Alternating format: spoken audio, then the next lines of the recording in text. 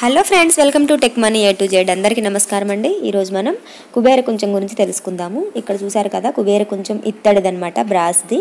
So ఇక్కడ 3 నామాలతో వెంకటేశ్వర నామము, శంకు చక్రాలు ఉన్నాయన్నమాట. తర్వాత కింద కట్టు పైన కట్టు ఉంటుందండి. సో శంకు చక్రాలు ఉన్నాయి మాత్రమే వాటిని కుబేర కుంచాలు అంటారు. తర్వాత ఇందులో మనము లక్ష్మీదేవికి ఇష్టమైనటువంటివి తామర గింజలు, అలాగే గురి గింజలు, ముత్యాలు, పగడాలు, వెండి కాయిన్స్, లక్ష్మీ గవ్వలు, గోమతి చక్రాలు ఇలా రౌండ్గా ఉంటాయండి. తర్వాత కొంచెం బంగారము, తర్వాత కాయిన్స్ తీసుకొని లక్ష్మీదేవికి ఇష్టమైనటువంటివి ఇవి చాలా ప్రీతికరమైనవి అనమాట. ఇక్కడ శంకు చక్రాలకి పసుపు, గంధము, కుంకుమతోని అలంకరించుకోవాలి.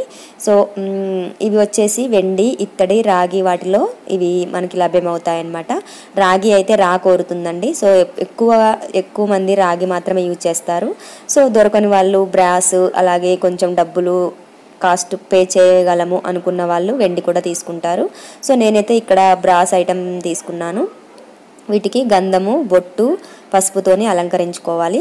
దీనికి కింద కట్టు పైన కట్టు వస్తేనే దాది కుబేర కుంచం అవుతుందండి. లక్ష్మీదేవికి చాలా ఇష్టమైనటువంటివి. మన అమ్మమ్మల తాతయ్యల కాలంలో మానిక, సోల అలా యూజ్ చేసేవాళ్ళు కదా.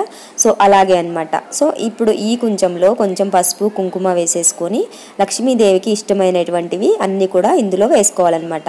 సో ఇక్కడ మనము బియ్యం తీసుకుంటున్నాము. బియ్యము మనము ప్రతి పౌర్ణమికి మార్చుకోవాలండి. సో నెల రోజుల పాటు ఉంటాయి కాబట్టి అవి పురుగు పట్టకుండా ఉండడానికి కొంచెం పచ్చకర్పూరం నేను కలుపుకున్నాను. తర్వాత గుప్పెడితోని కొద్దిగా బియ్యం వేస్తూ లక్ష్మీదేవికి ఇష్టమైనటువంటివి మనం ఆ వస్తువులన్నీ కూడా ప్రీతికరమైనటువంటివి ఇందులో యాడ్ చేసుకోవాలన్నమాట. ఇందులో ఏవైతే మీరు వేస్తారో అవి ఎప్పుడు కూడా లక్ష్మీదేవి మన ఇంట్లో స్థిర నివాసము ఏర్పాటు చేసుకుని ఉంటుందన్నమాట. అవి మనకి ఎప్పుడు కూడా ఇంట్లోనే మనకి ఎటు పోకుండా ఉంటాయి. ఇక్కడ మన లక్ష్మీ గవ్వలు లక్ష్మీదేవికి చాలా ఇష్టం అనమాట. సో లక్ష్మీ గవ్వలు 4 ఏవైనా కానీ 4 తీసుకున్నా అండి. అవి యాడ్ చేసుకొని ఇవి గోమతి చక్రాలు. ఇవన్నీ కూడా సముద్రంలో లభ్యమవుతూ ఉంటాయి. ఇవన్నీ కూడా లక్ష్మీదేవికి చాలా ఇష్టమైనటువంటివి. గోమతి చక్రాలు కూడా 4 తీసుకొని గుప్పెడు బియ్యం వేసుకోవాలి.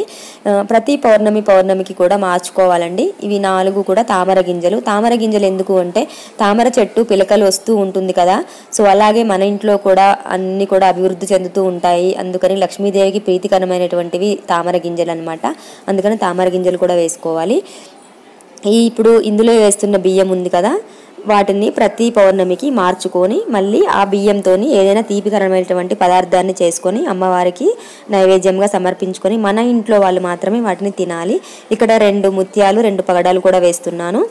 ఇవన్నీ కూడా సముద్ర గర్భంలోనే దొరుకుతాయి కదా, అందుకని యాడ్ చేసుకోవాలన్నమాట. తర్వాత మీ దగ్గర ఏమైనా కొంచెం బంగారం ఏవైనా కానీ ఉంటే, నా దగ్గర చెవు రింగ్ ఉందండి, అది వేస్తున్నాను. తర్వాత 4 వెండి కాయిన్స్ కూడా వేస్తున్నాను. మీ దగ్గర వెండి లక్ష్మీదేవి కానీ ఏవైనా ఉంటే అవి కూడా యాడ్ చేసుకోవచ్చు. మీరు ఏవైతే ఇందులో వేస్తారో అవి ఎప్పుడు కూడా మన ఇంట్లో లక్ష్మీదేవి తొలతూగుతూ ఉంటుందన్నమాట. తర్వాత ఇవన్నీ నిండుగా బియ్యం పోసేసుకొని తర్వాత పువ్వులతో అలంకరించుకోవాలి. ఇది లక్ష్మీదేవి ముందు గజలక్ష్మీదేవి ఉంటుంది కదండి, అక్కడ లక్ష్మీదేవి ఫోటో ముందు పెట్టుకోవాలి. ప్రతిరోజు కూడా మీరు ఎప్పుడైతే శుభ్రం చేసుకుంటూ ఉంటారో దేవుడి గదిని, అప్పుడు కొద్దిగా పక్కకు జరుపుకొని కదిలించుకొని తర్వాత మళ్ళీ యథాస్థితిలో పెట్టుకోవాలన్నమాట.